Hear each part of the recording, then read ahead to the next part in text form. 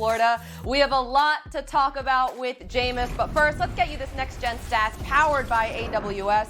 And how about this from Mr. Jameis Winston? When you think mobile quarterbacks, Jameis probably doesn't pop into your head, but last year, nobody was more efficient outside the tackle box. 7 touchdowns, no interceptions, and the Saints' new man joins us now.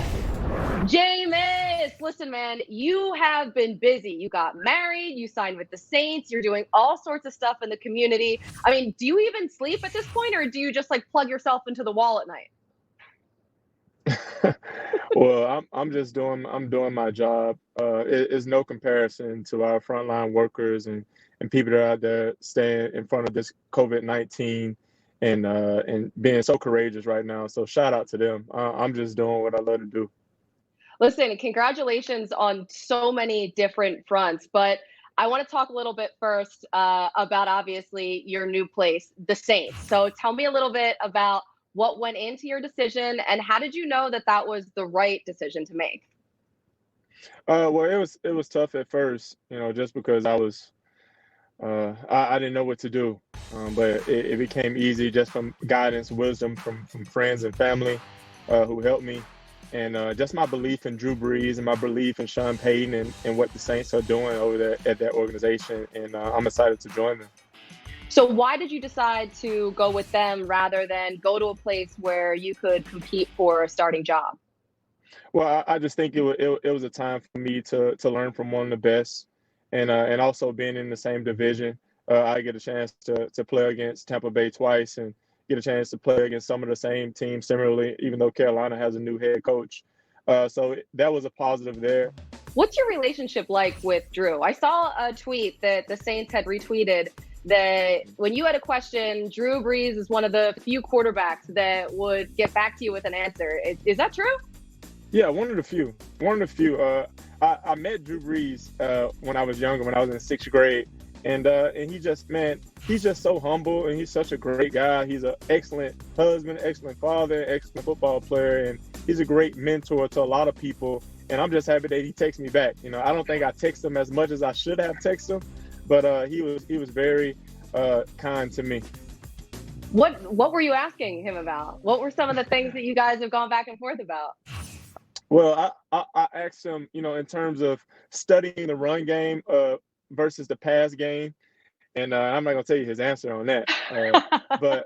But I also asked him in terms of how to get more accurate on throws to the left, about his footwork and about his base, just different quarterback nerdy stuff.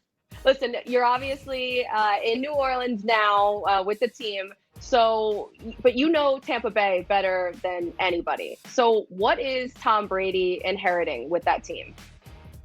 Man, he's getting his quarterback room with Ryan Griffin and Blaine Gabbert. He's getting a great quarterback room there. Those guys, I love them. They're going to compete. They're going to push him. He's going to get an excellent receiving core, especially after the season that Chris Godwin is coming off of. And you already know Mike Evans is one of the best in the game. I'm going to miss them, but I got a great number 13 that I could throw to too. But he's going to get a great team. Man, I can't wait to compete against those jokers. Like, it's going to be fun. I know Tom is going to bring his relentlessness, his attitude there. But it's going to be fun, and we're going to be ready to compete. We always been competing. When I was at Tampa, we got them sometimes. They got us sometimes. Last year, they swept us. So I know they're going to try to come and get us this year. But I'm in that black and gold now. So I'm going to be like, who that say they're going to beat them Saints, baby?